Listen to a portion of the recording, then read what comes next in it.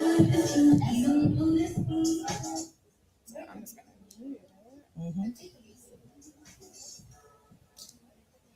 All right. Let's see. Can y'all hear me? Give me 1 second. How's that? Yeah. Awesome. Good morning, y'all. I need a little bit more. Good morning. Thank you. I am Sierra. I am the Business Services Manager here at Durham County Library. Thank you for coming. We are very happy that you're here to learn about entrepreneurship. So give yourselves a round of applause for wanting to start a business and making that money today. Awesome. So today we have a jam-packed schedule for you. Lunch is included. If you have any questions, our amazing Chiza is your host for today, and she can answer anything you want. But just a little bit of a rundown. We are going to be respectful of everybody's voice and everyone's opinions in everyone's space. So just make sure that when you do want to speak up, go ahead and speak up, but do not interrupt anyone. If you need bathrooms or water fountains, they're going to be out this way to the right. And if you've never been to main library, the team floor is this floor. So after we're done or when you're on break, you feel free to explore the gaming area and the YA collection. And in case of any emergencies, I will guide you. LaShonda is also here. She's our team librarian upstairs. And nothing's going to happen, but just in case, look for us, okay? Your exits are going to be here and also that door. And upstairs is going to be the front door. Any questions about anything? Are we ready for today? Yeah. Yeah? I'm not convinced. Are we ready to get started today? Yeah. Okay. You know what? It's early. I will take it. Thank you. All right, cool. Now we're going to have the amazing Chiza from Give It to the People. Okay, so I'm gonna turn up the mic because we're gonna record, so I just wanna make sure that, is it loud enough though, Sierra? Because it was louder earlier. Yeah, I turned it down because of the feedback. Oh, is it the ceiling that made the feedback a little bit off? Okay, all right, but you guys can hear me, right? Yeah. Okay, that's good, that's all that matters. All right, so today is gonna be a good day. I'm super pumped about this because typically I work with adults all the time. And I know adults, we can be annoying, right? Because we know more than you. And sometimes we act like we know more than you. And my biggest thing, though, when we talk about our youth is that you know a whole lot of things. You have a whole totally, completely different perspective. So I like to be able to try to find out what's going on with your minds, what you're interested in. So I'm really excited today to just be able to see what kind of things you guys come up with. Now, I know we have it registered where it is full. Everybody's not here yet, but it's okay because we like to start on time. So everybody that's here, we're not going to keep you waiting just because everybody's not here yet. So more people will probably funnel in throughout the course of the day.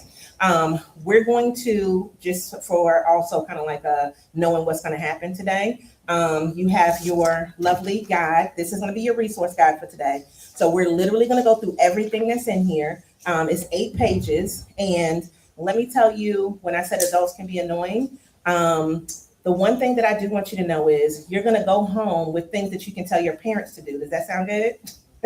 So at the end of the day, you'll be able to have some directives because you may say, listen, I really don't want to start a business, or there's some other things that I want to do.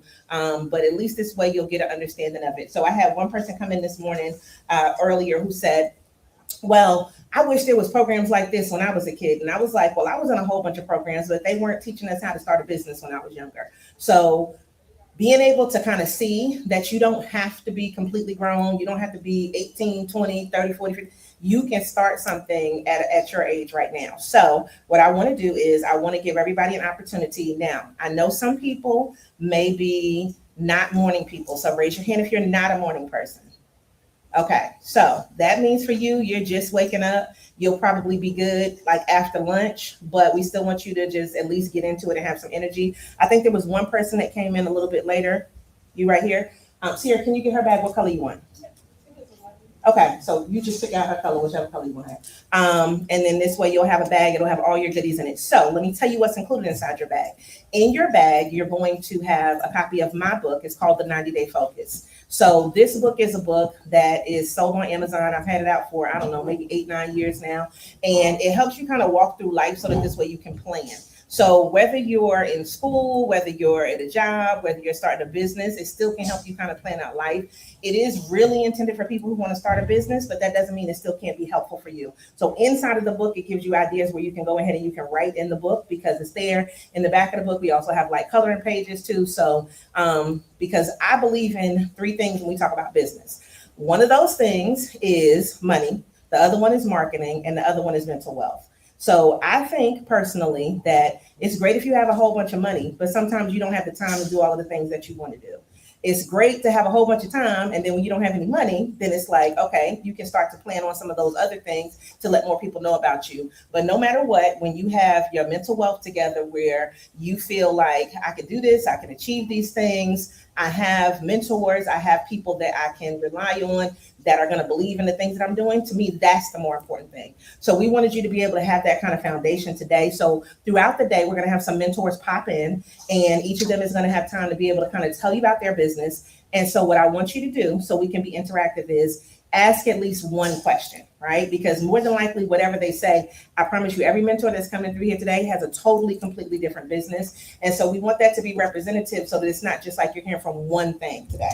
All right, so this right here, scan this QR code right now for me, because when you take pictures, videos, you can do audio, text throughout the whole entire day, I want you to capture today from your perspective.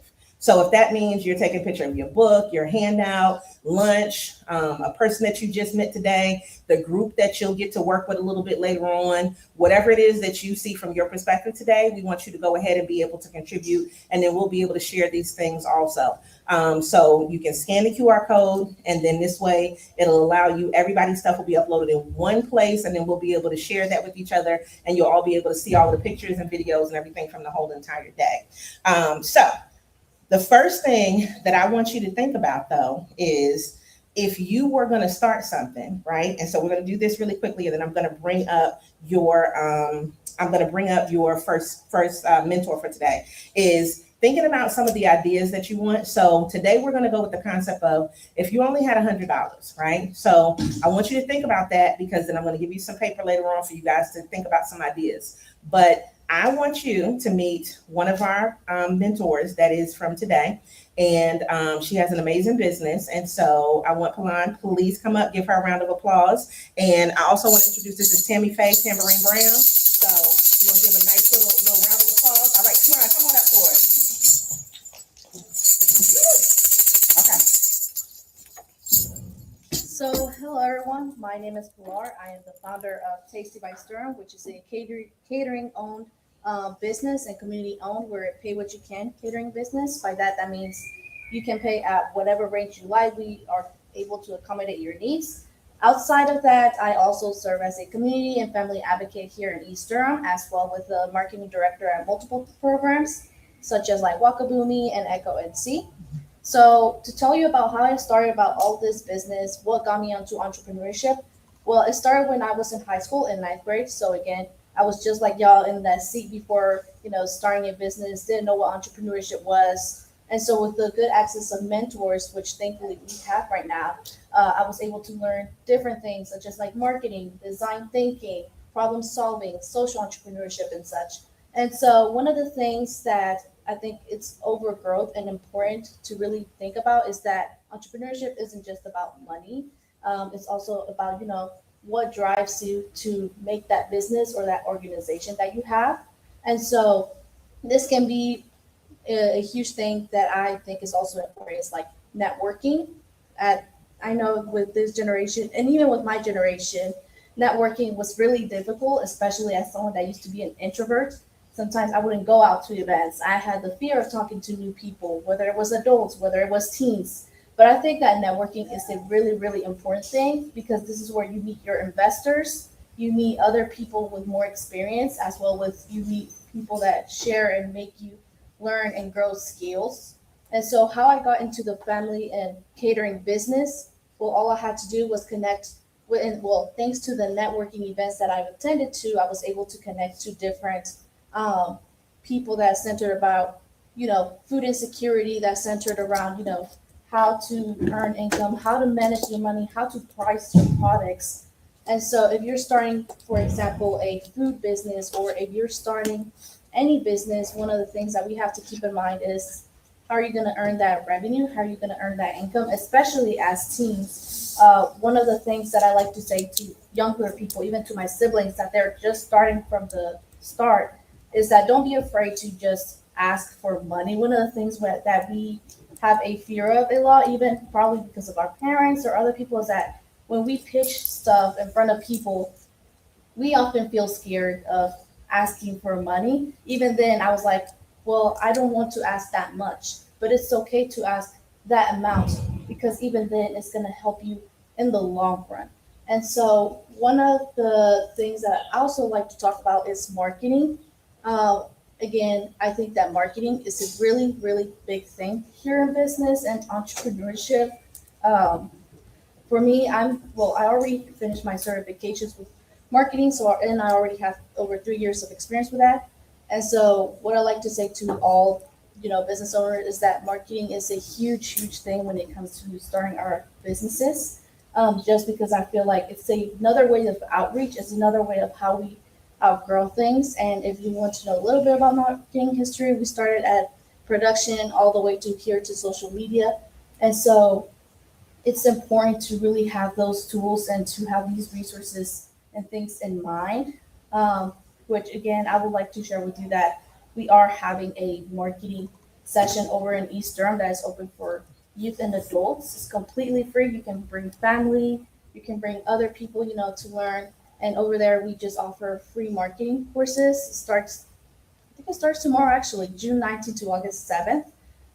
It's in Driver Street, close to Maureen Joy and Y. Smith, around that area. So I would like to invite y'all to come there. We're obviously gonna have uh, drinks and snacks, and of course, if you like to bring your parents, childcare is provided.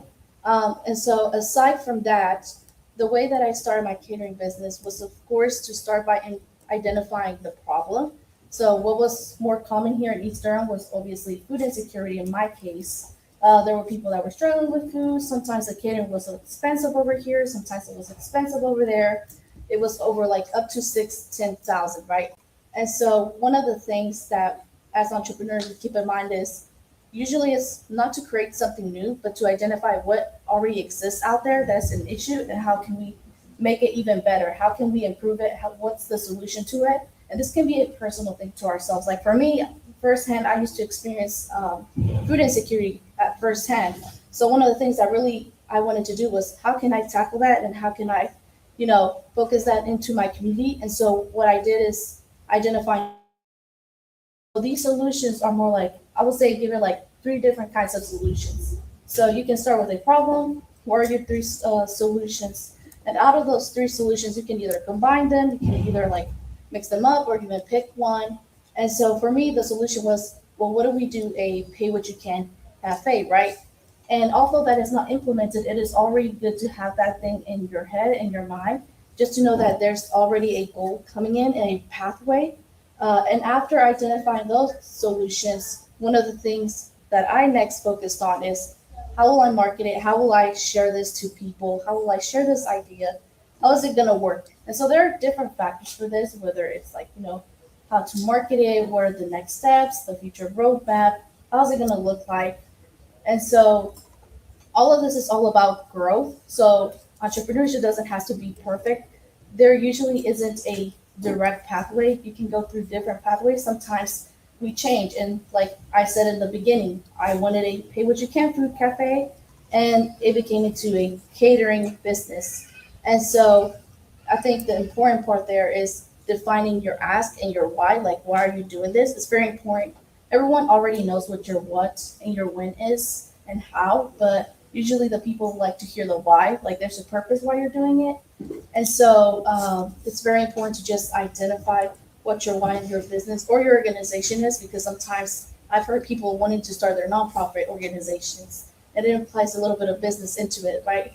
And so the next part out of like, identifying solutions and how to market it is, defining your ask. Like, what are your asks here? Like, you can even ask, oh, I would like to ask like a donation of this or 1,000 of this, like whichever way how it looks like, you're the one that's going to decide how your ask is going to look like, because once you present it to investors and to other founders, or just to the people that are watching your presentation or your idea or the business that you're trying to make, they're going to see, okay, so they explain the why, but how much are you asking? Like, it's very important to have that. Um, and then, of course, after me doing all those processes and pitching it, because trust me, I already pitched like the catering business like 10 times in different places, didn't work out until the 11th time. I was able to make it work out. And of course, this comes over time. Learning and growing is really, really important, as well as understanding who your target audience is, as well as understanding how to make money out of it. So, just a quick tip, if you're into the food business, one of the things that I really like to use is this strategy, or for me, I use certain formulas to define my price. For example, I think the most popular one here is pricing all your ingredients, and then you divide it by the amount of people you're serving, and then you multiply it by three. And now the reason we say three is because we also want to make sure that we get paid by our time. We also want to make sure that we get paid by how much we're making, the products, the things that we are creating, and also the labor. Labor and time are really important when it comes to like having our own business here. So it's really important to implement that whenever you're starting to make money, or whenever you're starting to implement how your pricing in regards to your product or your service that you're offering, whether it's like nails, whether you're a DJ, food business, or you're doing baking or catering, all these sorts of stuff. It's very important to have that. And my final piece of advice is that there are many resources out here, so please feel free to reach out to those resources. Again, we have the library, it's completely free. They have those free resources. And just like you all came here again to attend the event, there's also a place here where you are welcome and where you can get these resources at no cost. And that is all about my business. Thank you very much. Okay, don't go anywhere. All right, good. Now, anybody have any questions? I wrote down a bunch of questions, but I want you guys to ask some questions. Okay, got one. Yeah. You said you were nervous about networking. What were some of the things that you did to sort of get over that? Okay. Yeah. So there were techniques, honestly. So one technique that I had is the arrow method. I learned this in elementary, and well, my fifth grade teacher back then taught me this. And it's like you're here right now, and then you pretend there's an arrow, but pretend that there's no one around at the same time. Because one of the things we also want to make sure when we network is that we sound clear and loud. Because sometimes we do whisper a little bit. I used to whisper, and I didn't even notice that I would be a whispery person. So pretend that there's an arrow. Try to have your voice aim at the arrow, and like you can see me right now, I'm like my voice is heard right now. It's clear, it's loud because I'm pointing it to the arrow. Another technique that I did with networking is try to attend as many events as you can. Um, just because I feel like it's gonna get out the fear of like talking to others and such. One of the things that I did for me was there was a time, I think my second networking event, and this was when I was like a teenager, probably like 16, was that I told my mom I don't want to go to network because there's a lot of adults there. At the end of the day, it's what more can you miss? I mean, might as well just go for it. And there's never in a networking event, there's never no wrong or right answer. It's all about like meeting the right people, understanding their experiences, because those people at the same time they also want to hear your experiences, especially if you're a teenager. They really want to help you out. And some of them you can encounter like boom, a potential investor. Like that happened to me 3 times. And that gets you in the long run. And it also helps you build formal connections. So in case you already in the lose, like, oh, I don't know what to do here. Oh, wait, I remember I met this person. Let me get in contact with them, as well as like, oh, I remember this team person that they had this business. Let me contact them for some advice, or like help them reach out for this event that I want them to be here for. And so I think networking is really, really important. And like, I cannot stress enough to say it. It really is like the also one of the foundations for here, because you also get to learn, you also get to grow, you get to meet new people in other ways. And in the end, y'all just help each other. There's really no like negativity outcome here. All right. Anybody else? Yeah. Okay, got one. Besides like networking, how is there any other ways that you kind of advertise your business to like get it out there? Okay. Yeah. So for me, that's a good question. So currently I'm working with different organizations and some of their businesses. And one of the things that they really asked about is how am I going to promote this business if I don't know how? There's different outreach layers. Sometimes people go to flyers, some people go to promotions. But like I tell them, promotions and advertising are two completely different things. Advertising is like almost like its own topic way of marketing because you have to identify if it's like if you wanted to make it free or if it's a paid advertising. And usually the way you would promote, well, the way I would help them promote it is like understanding their four piece of marketing. So for that's like define your place, your price, your product, and the way you're going to promote it. And so I think that really helps in the way they try to advertise your business. Like also look at the algorithms, test it out for each. For example, I tested my catering business through TikTok. It kind of works a little bit, but not really. I tested it on Facebook. I tested it on Instagram, all of these, and I try to figure out, okay, which ones make more better algorithm and how can I continue to figure it out.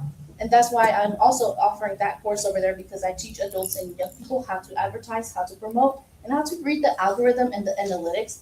Oftentimes we think, oh, let me just look at the Instagram analytics, but it doesn't really give us the actual answers that we need. So usually I help them how to identify it, how to analyze it, and how to it involves a little bit of math. So for me, that's the boring part for me, which is like math and everything. But I think it's really important because those are the actual numbers you get, and that determines like how your revenue for ads are going through there. But currently, I will say social media is popular. Everyone looks at it. So I will say like either probably TikTok or Instagram. That work for me. It depends also on your target audience. If your target audience is more on a certain area, then go towards that. If it's maybe they don't use social media, but there are these events. Then go to those events, outreach to those people, and see how you can promote your business or your organization there.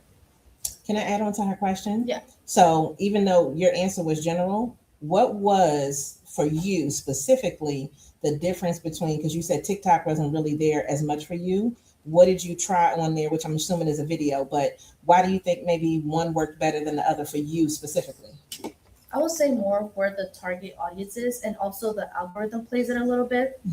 So the algorithm, people think it's built through the app itself, but it's actually built through the people.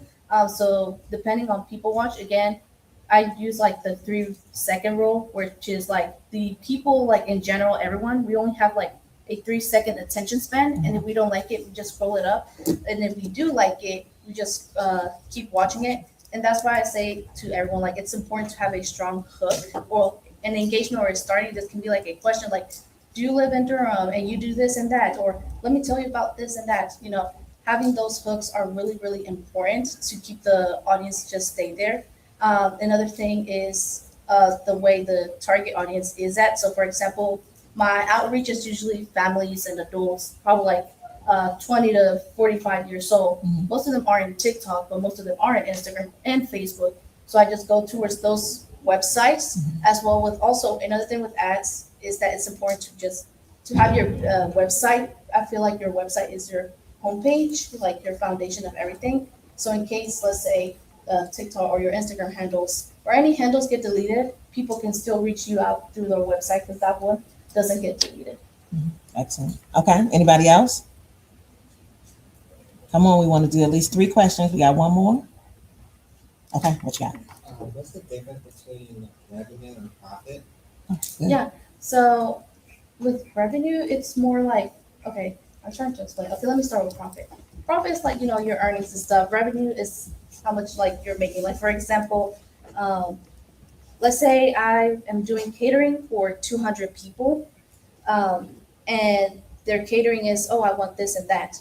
And I put them the cost, okay, it costs like $2,000, $3,000. Well, this is different because it's like there were a bunch of people and obviously, but let's say it cost them like I said, oh, it was 2,000, 3,000 people. And so with profits, it's like, okay, here are I'm trying to explain it. Profits are like, I made this much, like this is my ingredients cost 1K and I charge 2K and the profits are like those extra 1K. And then the revenue is like your overcome, like total summary of things. Like for let's say last year, my revenue wasn't that high because I think with certain current situations that people were going through last year, my revenue wasn't that high for the year, but overall my profits were a little bit higher per event, based on the way that I charge. And I think it's also important to look at that as well. Otherwise, how you're going to sustain your business and stuff. But I think, yeah, those are the important parts of having revenue, understanding revenue and profit. And again, we have all these tools we have right now. We have all these organizations. Like you can see, it's the People organization. You have Echo and See. You have like all these organizations that you can just reach out to, and they can really help you with that a lot. So yeah. All right, so I'm not going to put y'all underneath any more pressure. So I have a couple questions for you. Did you have a lot of help with family to help start your business? How important do you think that was for you? I think it was hugely important for that because I felt that if we were going to make a catering business, I needed a lot of working hands. Obviously, for example, my dad, he has like over 15 years of experience of cooking. So they would manage, the food stuff. And since I already had aware knowledge of like marketing and business, I would handle the money stuff, the assets, the accounting stuff, and the certification stuff. So I would help my dad get his certifications and stuff. I would care of the LLC part while they take care of the food part, but also since teaching them at the same time the things that I know. So in case if I wasn't there, they will already know what is going on.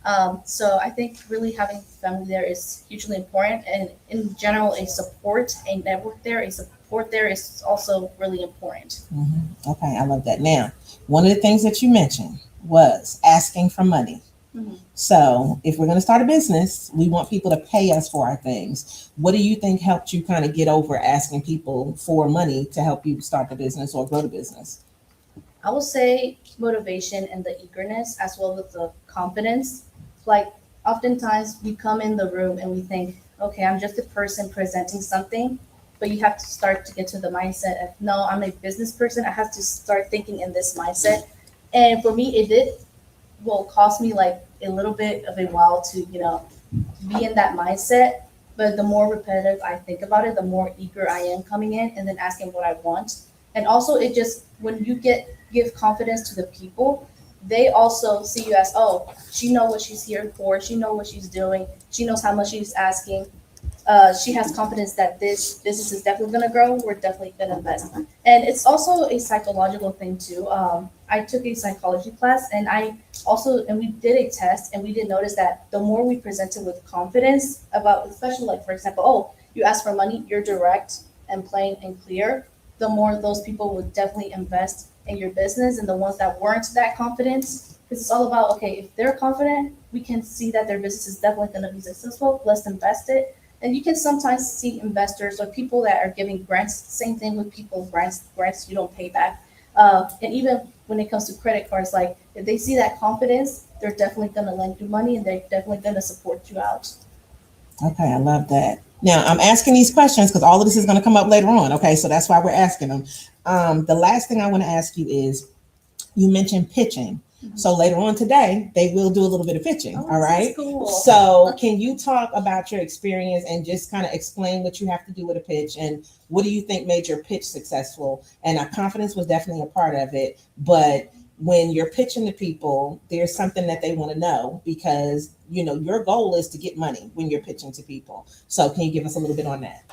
Yeah. So in pitching, one of the tips that I would definitely like to give is just be yourself and at least tell one personal story. I think when we have a personal story connected to what we're pitching, it's really gonna get the people and the audience just an onlook onto what your business is more about. And it gives them also that source of empathy. Because one of the strategies that I also use is making sure that my business is like ethical and empathetic towards them. And so that way, when I start presenting, I'm already conscious about what I'm going to talk about while also telling a personal story. And I think that also gives you a idea and also the motivation of like, you're not reading from card to card. I mean, I even then use index cards, but I use them as like guides so that I don't forget what I will say. So that will be that. And also like making sure that you review it beforehand and that you're already confident into what you're going to say. So instead of like looking down, and again, like with the methods that I showed y'all, like the arrow method, and also the arrow method, and also like speaking clear and concise is really going to help a lot, because I also did went to some pitching events where sometimes we have people that speak low or that speak fast. And again, if it's going to, especially it works if it's a team, I would usually pitch in teams, or even solo. But if you have a team, then it's always best to have someone or tell someone, hey, can I tell you my pitch and let me know any feedback? Because when you pitch a presentation, there are going to be people that are giving you feedback. And again, after finishing pitching, it's always important and very, very helpful to listen to the feedback, because usually the feedback works 100% of the time.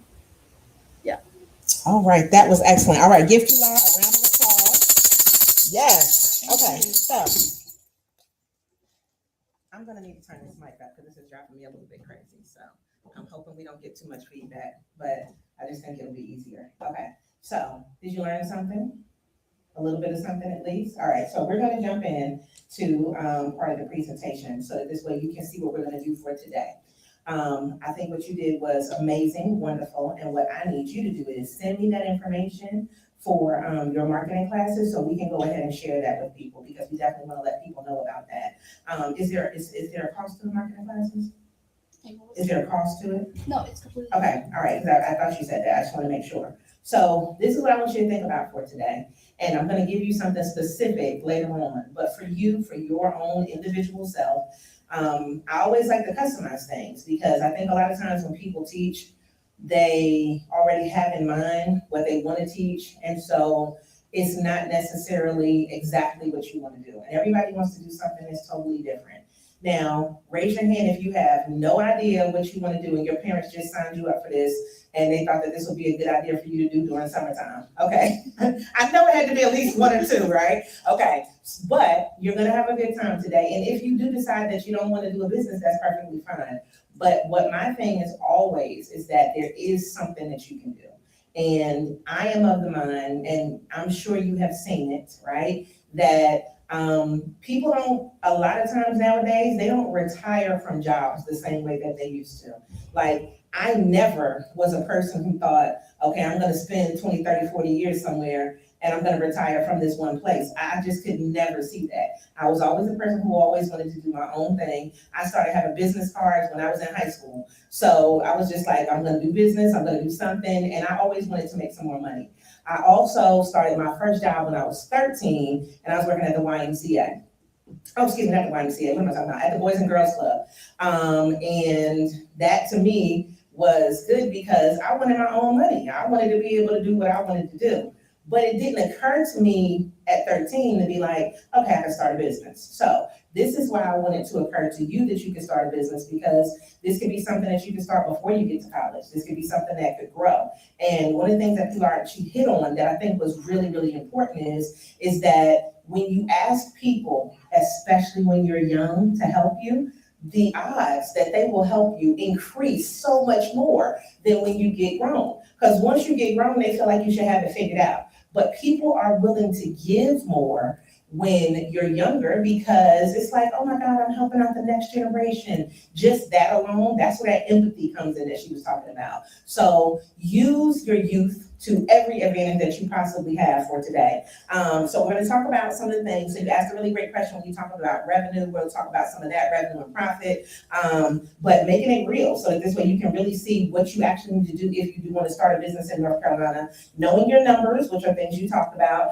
and you do have to do the math. So if we're going to kind of look at what are we starting this business for, we have to know if it's actually going to make us some money.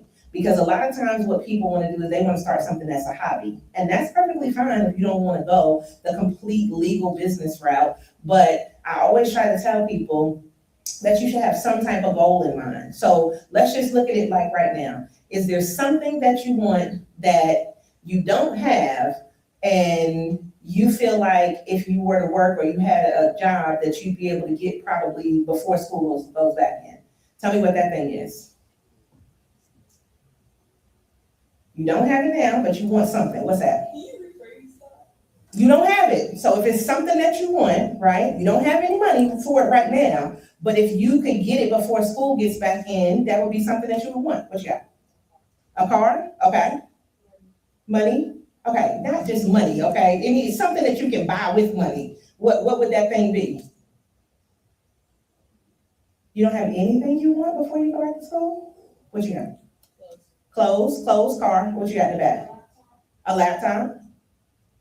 Clothes, okay. Anybody else? Okay, what about one of you? Anything?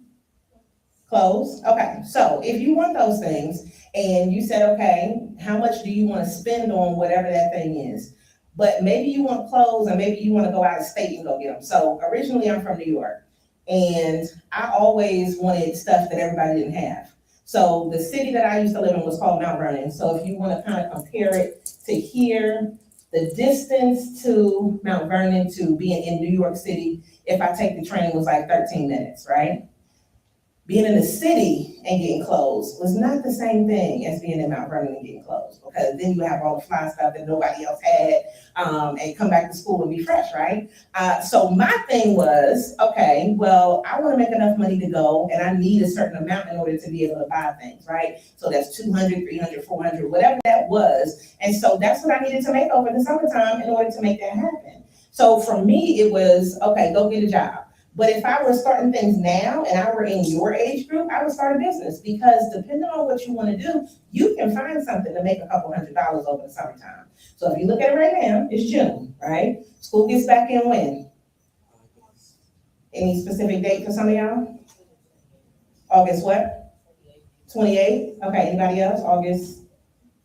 Y'all know when y'all go back to school? 21st, 23rd. Okay, so you have a little bit over 2 months to make some money. So whatever you're thinking about right now, I'm sure that you could probably make some money in that time frame if you were to start, let's just say next week, right? And that's why then we'll talk about getting customers, and then at the end, we'll talk about like a job versus business. So we're kind of pulling into that a little bit now, but we're gonna wrap that in. So one thing that I want you to think about, and I already told you, I'm gonna give you guys a piece of paper. This is gonna be our $100 challenge. I want you to think about how many different things that you could do if you were gonna start a business in order for you to make $100, okay? So I'm gonna pass out a piece of paper. Pilar, will you, Pilar, will you help me pass the paper out to them? And then I want you to put all of the things that you think that you could do, whatever business you wanna start, to make at least $100, okay? And you don't have to tell me now, just write it down.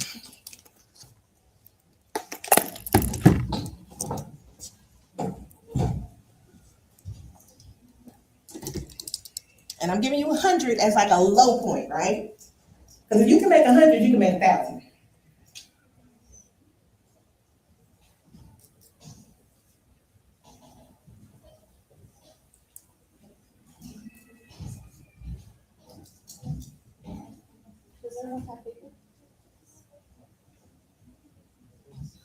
So you can write as many things as you think that you could do with a business that you can make $100, right? At least $100. And this is based on you, like you know what your skill set is, you know what you have access to, you specifically.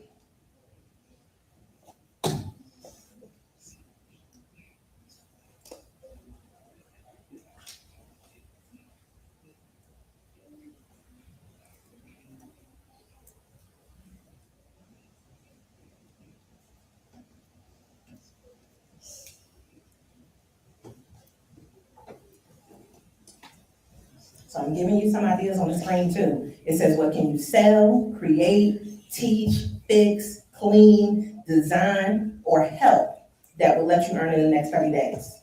So this way, this gives you even more ideas, because sometimes maybe we're only thinking about a specific product or a service, but there may be other things that you could do in that time frame to be able to get your $100 or more.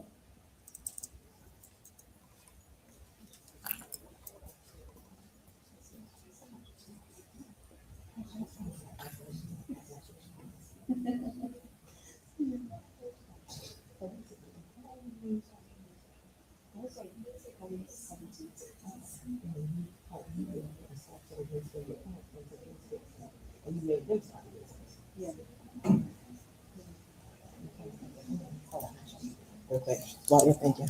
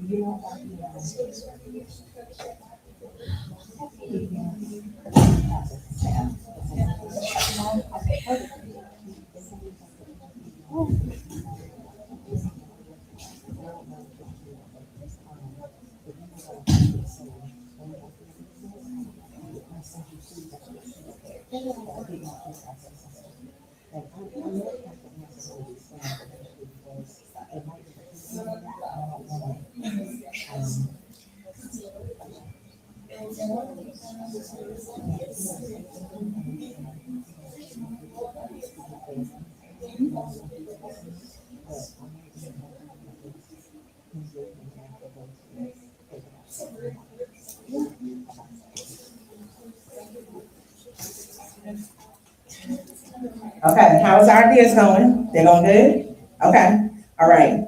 Anybody wanna, and I'm gonna go to each person. So what I want you to do is tell me your name, and then if you were even really thinking about starting a business, but just give me one of those ideas. So I'm gonna start with you right here. In that, yep, My name is Luana. you wanna? Yeah, Okay, and I wanna write it down so I make sure I pronounce people's names correctly. Okay, you wanna, all right, go. I thought of sweets, specifically like cookies and cheesecake, because I don't know, I can bake. Oh. Then customized clothes, that's all. Okay, all right, but yes, the bacon thing can definitely be good, so I'm gonna, and this is the reason I'm asking this, because I wanna give you some information too. So you could start a bakery thing out of your home. You will have to go through regulations with the state, with the agricultural department. And you can, what you would need to do too, that certification she was talking about, is called food, Lord, now I'm thinking about it.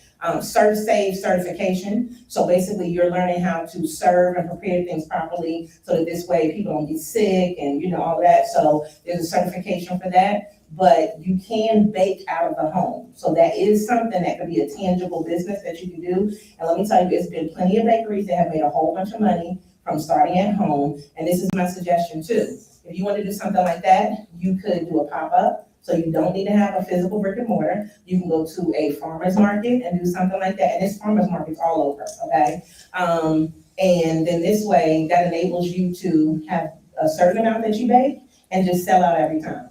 And then just create that demand, and then they're like, oh, God, when is Joanna coming back? And then you let them know when you're coming back, and that's when you pop up again and you sell out every time. Now, there is a bakery that is in Greensboro. He's doing exactly this. I don't remember the name, otherwise I would show you the video. And he's baking from home. And what he does is he only is selling technically once a week. Attention, please. Hold on. Would the driver of the paper recycling truck please come to the front desk? Would the driver of the paper recycling truck please come to the front desk? Thank you. Okay, so what he's doing is he is pre-selling all of his stuff. And so you pre-sell, and then they do a drop-off or a pickup once a week. So he already knows when she's talking about how much the food is gonna cost and all the rest of that he has a certain amount that he's gonna prepare. He already knows what the price point is gonna be, and then once he sells out, he literally is able to know how much money he's gonna make every week because he's creating that demand, because you can't get it anywhere, you can't get it in a store. And then this way, he only needs to physically be in a place once a week in order to be able to sell his stuff. So that could be something really good. Okay, so that's you, Juana. Okay, so next, what's your name? My name is Kate. Kate, okay. Yeah, and I thought of like maybe using makeup and clothes because that's what I'm really interested in. Okay, and so you said you wanna teach it? No, like endorse it. Oh, okay, so more influencer wise. Yeah. Okay, so that would be good. Now, when you endorse it, are you going to use it and show people how to use it? Yeah, like I will show them how to use it through social media Uh-huh. and Okay, so I love that, but let me tell you what I want you to do. Your thinking is great. However, just being the influencer that endorses it is not initially, okay, gonna get you as much money as you want. Because it's a couple ways that you can do it, so I want you to write it down. Affiliate marketing is essentially what you're talking about. All right, so AFFILIATE, affiliate marketing. So basically, you could, if you got enough followers, like I have an affiliate marketing thing that I do with Amazon. So basically, I can show you a product. We're going to show you this fan. Ooh, the fan works well. Ooh, it's made in Africa. Ooh, this is leather, right? And I'm telling you all the features about it, just like you would do with the makeup. And then people buy the fan. When people buy the fan, I didn't make the fan, right? But I would get a percentage of that. So that's one way. But let me tell you what I want you to do. So you can start a Patreon, okay? Patreon is a site where people then pay to get those lessons from you. So you can still do your endorsements online, but then show them how you do all of the makeup and for whatever product that you're using, and let them pay to talk to you, to listen to you, to show them what that skill set is. Then they pay a subscription fee every month, and then you just keep them hooked, and then you're able to get that money, which comes directly to you. So if you do the affiliate thing, it may take 30 days before they pay you, and you're only gonna get a percentage. So let's say these fans are $20, and they give you $2 per fan. You know what I mean? You need to sell a whole bunch because you're only gonna get $2 per fan. But if you get $5, $10 per subscriber to your own Patreon channel, that money is going directly into you every month, and now you have that on top of it. And you can still do your social media, still direct people to your Patreon, and that will be something that you can do in order to get it. And Patreon is Patreon.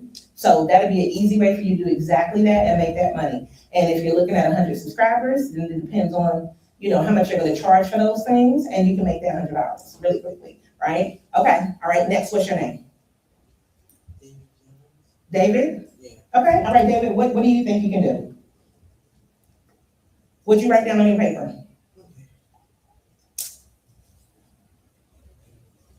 Because we want to give you ideas that are real, right? Okay. Okay. Whichever one. I can maybe make a video game website Okay. for the farmer and taking care of them. Okay. Now, do you mean that that's just going to be on a video game or in real life? In real life. So in real life, take care of the animals, but online, you can make a video game site too. You can definitely do that. People play video games all the time. I play games. I play this one game, a Mahjong game online, and I just cannot stop. Okay, so you have people that just wanna play games. They just wanna clear their mind up, and so that's a good thing. And then if you take care of animals, what kind of animals you think about? Dogs and cats. Okay, so let me tell you something. That is a big booming business. People need people to walk their dogs. People need dog sitting. So you can, possibly go to their house, have them, I don't know if they can come to your house. You have to ask your parents about that. But that is definitely something that you could make money with. And even if you wanted to, like, maybe intern at like a vet, office or something like that, it's plenty of places where you can learn about the animals, and being able to help take care of them and just kind of maintain. So I think that can work out too. Okay, tell me your name. Jordan. Jordan, okay, what you got, Jordan? Making an educational app, Okay. fashion designer, also provide feedback, Mhm. or open a food truck in college areas for traffic and hungry young adults. Oh. Okay, so I like all those things. Let me see. I'm just giving you the easiest thing for you to do in the most amount of time. So I love the app thing. There's an app called Lovable that you can use to create an app really quickly. So Lovable, so Lovable, because you drop off the E, so it's Lovable. You can use that and you can create the app. So when you said that you want to design fashion or, give feedback, you could definitely do something like that with that app. And then this way they just need to go on the app and you need to market it. But I like the idea of feedback too. So are you the kind of person where you can look at an outfit and be like, don't do that? Okay, so there are people who would want that too. You can use the same thing that I'm talking about with a Patreon and kind of have the camera going where like a person could be at their house and you're looking and you're like, no, match that with this. Show me what you got. you could do something virtual with something like that too, because a lot of people don't know how to put stuff together, okay? And if you can help people do that, then that would be something that I think could be really, really awesome. And then they just pay you, so that this way, that's exactly how people get into fashion styling, you know what I'm saying? So there are some amazing things. There is, what is his name? I think you pronounce it Wolverine. He went to Central. He is a big in the fashion design world. So I would say look him up specifically, because that would be a connect that's right here where he's essentially doing that, but dressing the people. So that could be something. Okay, I'm gonna go that way and I'll come to you in that row, Taylor. Okay, what's your name? Sophie, okay. What you got? I was thinking maybe like maybe pieces. Oh, I love that. Pieces with like change like beads or something. Yes, okay. So let me tell you something. When I started my business, I started it from making jewelry, okay? Jewelry can be a very quick way to make money. What I would do is I would set up at different places and do pop-ups similar to what I was saying to you and sell my stuff. So the thing about it is making something that everybody else doesn't have, keeping it at a price point that makes sense for you, and people will, if they like things, they'll gravitate to it. So I like big, colorful, bold things. I'm not like the little person, like little teeny jewelry that you can hardly see. That does nothing for me. But, you know, bigger, bold things. So people that like what I like would buy the types of things that I like, or that I was selling. So I think that jewelry can definitely be a good one. You can do pop-ups and all of that type of stuff as well. So that could be something, and you can also sell them online very easily. So yeah, okay, all right, get it. Gabriella, okay.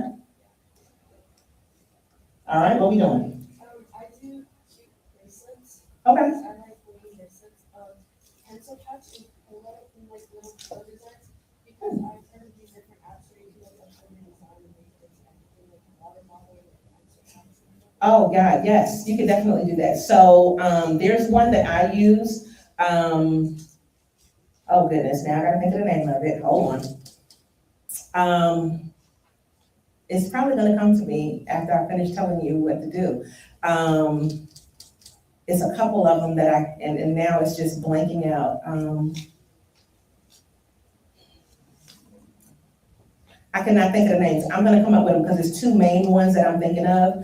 And basically what you do is if you had a design itself, you upload your design on there and then they'll put it on the different products and Spreadshirt. See, I told you once I started talking, I'll think about it. So I use Spreadshirt the most, and we've had it for years. And so we'll put a design on a t-shirt, but it lets you put it on like 200-300 different items. So that can be your water bottle, that could be the laptop case, that could be an apron, it could be a baby bib, it could be a dog collar, whatever those things are. And then what happens is you're running your shop, you're not spending any money, right? You just needed to make the design, you upload it, and then you just market out the products the way that you need to market them. So they ship them directly to your customer, so you don't even have to worry about that. What you do is you figure out what your price point is. So similar to what Pilar was saying was, let's say you're gonna do a water bottle, and your water bottles are $30. You might get 10 of that $30. So you just need to sell a certain amount so this way you can get to where you need to be for your $100. And you just keep pushing them. So making unique designs, keeping things that are trendy, and not copywriting somebody else's stuff, those things can definitely make plenty of money. So I would definitely say, but this is the thing, something like Spreadshirt, if you were gonna sell your bracelets, it won't allow you to like upload your own bracelets. But you could sell the rest of the things through something like that. But if you want to do your own thing, you can use something like Shopify and put your bracelets up there, and Shopify is SHOPIFY. Put your stuff up there and then sell it that way. Another one you might want to think about is Stancart, STANCART. And so that's for anybody, you could sell digital products, physical things.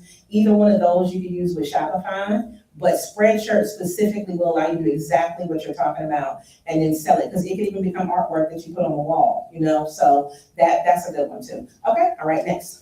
What's your name? Zaina. Zaina? Yeah. Okay, I just want to say it right, Zaina. Okay, all right. What you got, Zaina?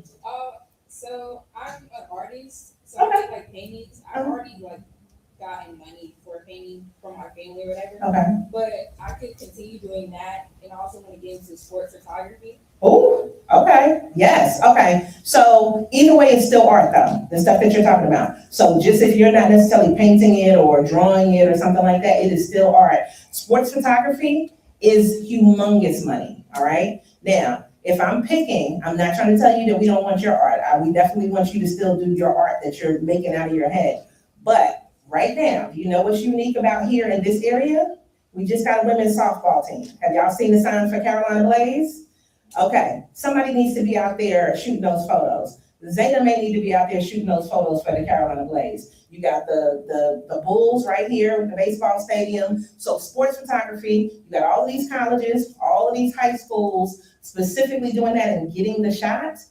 And then let's not forget the Canes just won, the whole championship for North Carolina. So you have a professional hockey team, you have a professional basketball team down at the Hornets, and then you have a professional football team with the Carolina Panthers here. So sports photography is huge money. And that's something that you can definitely do, even if you do Little League, if you did, what's the stuff when they play football? Pee Wee football. I mean, you're not gonna run out of things. And you know what? Something that's unique that maybe people aren't even thinking about, pickleball, okay? So it's pickleball places now, and I don't know who's out there doing pickleball photos, but somebody can do them. So you're not gonna run out of sports things to do in North Carolina. It's just too many colleges, too many high schools. That's something that, could you make that $100 real quick? Absolutely. Because I mean, you could just charge $100 an hour, you know what I mean? And you just work 1 hour and you just made your money. And that's not an unreasonable price to charge for photography. So love that. Okay, tell me what you got. Clothing? In real life or online? Okay, no, I just want to be like, is it a physical place or, okay, all right. Okay, so you want to bring it back? No? Okay, so what are we gonna do then? We don't want to do the clothing. What do we want to do then? I put reselling and I put like the little mascots and like birthdays or something like that. So which mascots though specifically? So if they want to do like a Spider-Man thing, Uh-huh. do that or any other thing. Just get all the mascots and then just have them and then. Oh. That theme, so you can go there with your own stuff and then just start. Okay, let me tell you something. That's a huge market. Okay, let me tell you. Somebody is always having a birthday. Somebody's always being born. So if you did that, and don't forget quinceañeras. Okay, so you have your quinceañeras for 16. You have your bar mitzvahs. Okay, you have all kinds of people doing baby showers and all of the rest of that. And they always want a thing, but do they need somebody to go get that stuff for them and bring it all in one thing? If you put those packages together, that's your $100 in no time. You know what I mean? And then you just figure out, again, what your costs are for those things. And if you're going to bring it to them, do you have a car? Not yet. It's okay, you got a parent with a car? All right, get a parent with a car, all right? Or get an older person with a car. Yeah. Well, it's okay. It's all right. Listen, remember when I told you at the end of this is for you to tell your parents what to do to help you? That's what the end of this is. So this is basically, we're gonna put this day together so you can pitch to your parents to get them to help you to do this too. So I don't want you to think that this is just like abstract. This is for you to really do if you really want to do it. And that's what we'll wrap up at the end of the day. But that's something where, yeah, now you just need to get it to the people, and then that's a good thing, and you can definitely do that. You can do their colors and all the rest of that. And then a lot of people that are DIY, they appreciate that because they have everything pretty much done for them, and there's certain elements they can put together. But you can charge them a fee to set it up, you know what I mean? Like a setup fee, not just I just brought it to you. So it's a lot that can go into that. Okay, all right, we're gonna go with you next. Okay, Riley, okay. I have a bunch of different ideas. Okay, give it to me. So I have babysitting and then I would do editing videos. Yes. Videos. Uh-huh. And then I edit the reports. So yeah. Okay. I also manage my cousin. She does social media. So Okay. I'm doing things a lot. Okay, so let me tell you which one, you know which one I'm gonna pick out of those two, right? No, so The editing, who wants to worry about people's kids? Listen, I'm just saying, it's so much more. Now, let's be clear, you could watch somebody's kid and edit at the same time, right? Just depending on what you're doing. And depending on the age of the kid that you're watching. So you could watch somebody that's a baby and do that editing and multitask that business simultaneously. But a lot of people are looking for people to edit videos. And that's something where even being in high school, your eye and your perspective is going to be different than mine. So I can design a whole bunch of stuff. I can do a whole bunch of videos, but I pay the videographer to put those things together because that's her love and that's where her ideas and minds come to. The way that she would put it together in relation to how I would put it together would be totally different. So I love when she comes to events and she's recording, and you know how you just are doing snippets and you're looking at things, but the way you're looking at them is because in your mind, you're already kind of laying out what you want to do. So that's something that's an easy skill set, and you can do that from anywhere in the world. You know, I mean, just taking into consideration what you're editing. So if you want people to send you video clips and then you edit them, I mean, that just takes internet connection. If you want to be at something physically and then record and then edit and give them the final video, then that means you have to physically be there. But you can make that money with no problem. So you can do 1-2 good events and you made your money with no problem at all. Okay, all right. What you got? What's your name? My name's Elise. Okay, say it one more time. Elise. Elise. Okay, I got you, Elise. And I also did babysitting. Uh-huh. And then selling clothes and then hair. Okay, all right, so all of those are good things. Now, mind you, I'm not against babysitting, all right? I was the oldest out of all of my cousins and all the rest of that, so I know what babysitting is, right? It's just, is that the funnest thing to do, especially if you can do other stuff that makes more money? How about but do it if that's gonna make the money. But doing hair is definitely something that you can make plenty of money on. And listen, specifically, if you decide, listen, I want to go to college, somebody always needs their hair done. So if you're in a dorm, that is a skill set that you can use. You can also go to community college, right? So you can go right to Durham Tech, right here in Durham, and get your cosmetology license. And by the time that you graduate high school, you can be out with your license and just pass state board, okay? So you could literally do that. Now, I have one friend who had a daughter, and I'm not saying it's crazy, I'm just saying sometimes it takes some people longer to figure out what they want to do, okay? So she went to High Point University for like a year or two, then left, went to Winston-Salem State, got her degree, right? Then went back to barber school. So you could have if she would have done barber school when she was in high school, she would have already had her thing, and now she's working as a full-time barber. So she has the 4-year degree, but she could have already done the barber school thing when she was in high school and already been making money the whole entire time she was in college, and then just kind of gone from there. But she went through that 4 years where she wasn't making that money because she didn't have that license. You see what I mean? So that is something you can do. Nail tech at 16. Is anybody 16 yet? You can do nail tech at 16. You can go to cosmetology school and barber school. So those things are available for you. And then the thing about barber or cosmetology is you also, that apprenticeship time to be kind of underneath somebody. If you start when you're in high school, then within a year or so after you get out of high school, you'll have your full everything, and then you'll be able to really, really make money. Now, the other thing you mentioned was reselling clothes. It's enough Goodwills, it's enough, there are people who their whole business is on reselling clothes. Okay, that's our alarm. See, I like to stay on time. Okay, and we only got one more person, so that's perfect. So this gives you flexibility to be able to decide on, okay, well, I'm gonna do that. Now, have you ever seen, they do it kind of downtown by the Bull, and then they do it, what's that other area? Over there by like the Chesterfield building where Brightleaf Square is, and they just have the whole thing in the parking lot where they're selling clothes.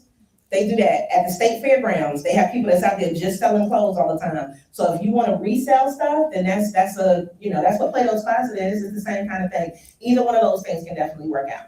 Okay, and we got you in the back. All right. Uh-huh. Okay, hold up. I gotta hear you. Vanessa. Okay. What we got, Vanessa? Freelance art?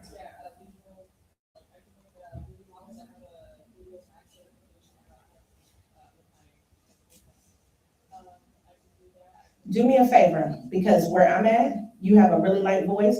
just talk where you feel like maybe you're screaming a little bit, and then it'll sound so I can hear you. Because it's like your voice is, I'm hearing just part of it. I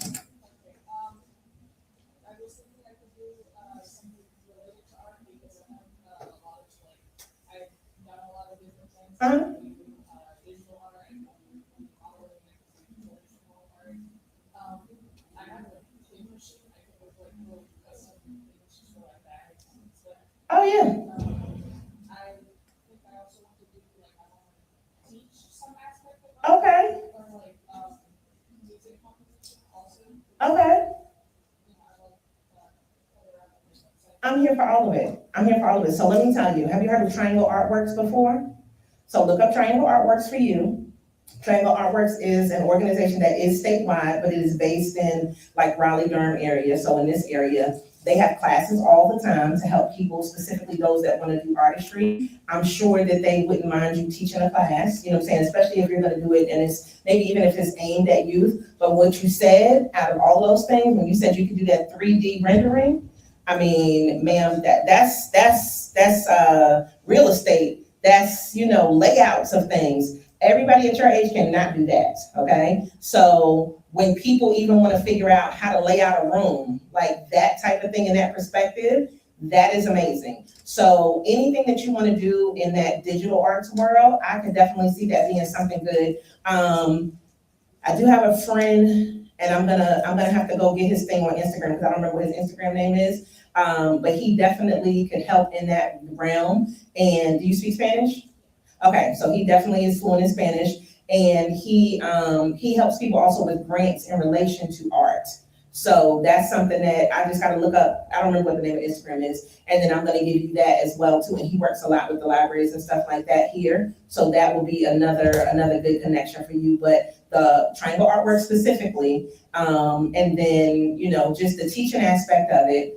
You're at the library, okay? The library has place. If you talk to Sierra and you want to teach a class, you too, okay? I'm sure she can find some space somewhere in here in this humongous library for you to be able to teach a class. So that's amazing. All right, and last, Kimberly, what you got, babe?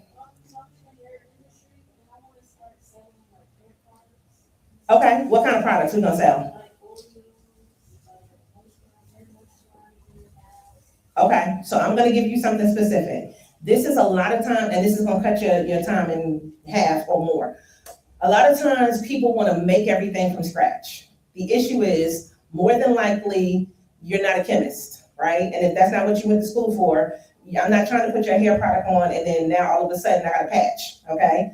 But Dudley Hair Products, all right, which is based out of Greensboro, North Carolina, has what they call white labeling. And there are also other products that you could go online to white label, where they've already done all the chemistry parts, and then they can just put your name on it.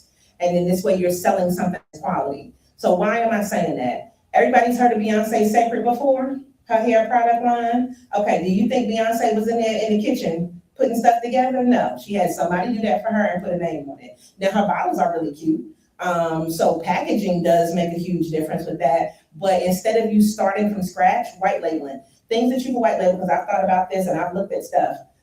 You can even white label, has anybody ever had a gummy? Like if you I take goalies for, I'm saying like, gummy vitamins, y'all, okay, because y'all look at me like, I'm not trying to tell y'all taking like drugs, and they're like, vitamins, right? So you can even white label gummies. You can white label nutritional supplements. You can white label tea. You can white label. So it's so many different things. Anything that you think that you want to do, then this way it cuts all of the rest of that off. You order a certain amount, you put your label on it, and you promote it and you sell it. And I would say with something like that, get a sample of it, because you want to see it, smell it, feel it, use it on your own self and make sure that it works, so that it's something that you stand behind 110%. And then this is a much easier way for you to get your stuff on the market instead of starting everything from scratch. They do it with fragrance, they do it with lip gloss, lipsticks, all of the rest of that stuff. So don't think you have to start from scratch with something like that. Okay, you guys are super awesome. So now we at least have something that we think we want to do. Dom, how long are you going to be here for? Oh, okay, perfect. So then this is what I'm going to do.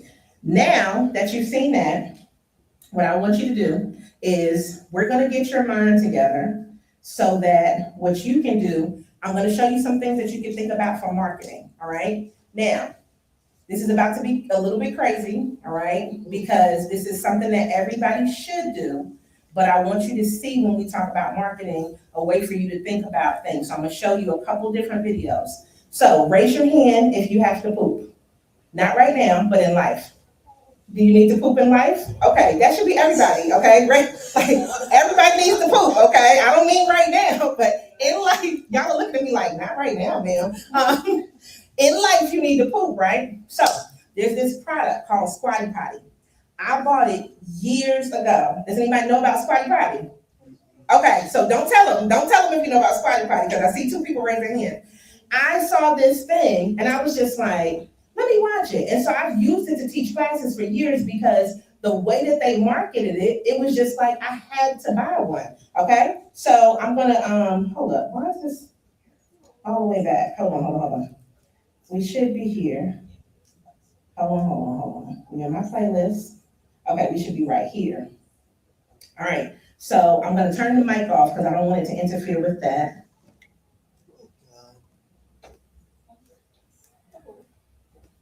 Okay, hold on. Where's my sound at though?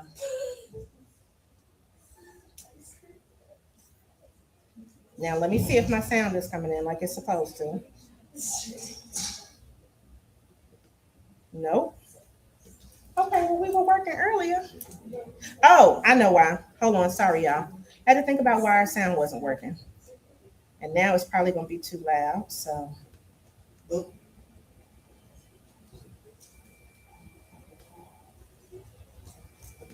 No. Oh, she turned it all the way down. Okay, that's why Sierra turned my thing down. Oh my God, it's Get ready. You ready? Okay. This is where your ice cream comes from. The creamy poop of a mystic unicorn. Totally clean, totally cool, and soft served straight from a sphincter. They're good at pooping. But you know who sucks at pooping? You do. That's because when you sit on a porcelain drone, it's muscle to kick in the hose and